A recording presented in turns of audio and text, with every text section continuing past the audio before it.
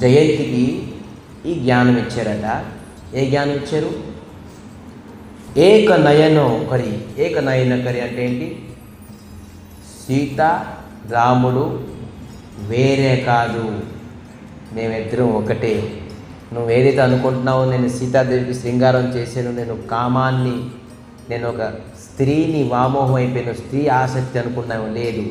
సీత నేను రెండు ఒకటే. రాధాకృష్ణ రెండు జుగలమూర్తి, ఒకటే విగ్రహం, ఒకటే శరీరం, ఒకటే మనసు. వీళ్ళు వేరే కాదు, పరమాత్మ. ఈ భగవంతుడు సీత రాముడు వేరే కాదు, ఒకటే శరీరం అని జ్ఞానం ఇచ్చారట. స్వామి నేను తెలుసుకోలేకపోయినా, మీరు మామూలు స్త్రీ అనుకున్నాను, ఈ స్త్రీ పైన మీరు వ్యామోహం పడ్డారు, జ్ఞానం కూడా ఇచ్చారట సీతాదేవి అనుగ్రహంతో. అయితే ఎవరు సీత, ఎవరు రాముడు?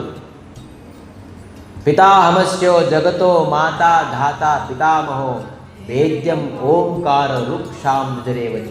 నేనే తండ్రిని, నేనే తల్లిని, ఈ జగత్తులో నేనే అంతా, తల్లిదండ్రులని నేనే అని చెప్తున్నారు భగవంతుడు. సో తల్లి ఏంటి, తండ్రి ఏంటి, సీత ఏంటి, రాముడు ఏంటి. సీతాదేవి ఇలాగ కరుణించడంతో రాముడు అతనికి జ్ఞానం ఇచ్చారట. మేమిద్దరం వేరే కాదు, మేమిద్దరం ఒకటే స్వరూపము. సో విధానంగాను ఈరోజు జయంతి తాలూకా ఏదైతే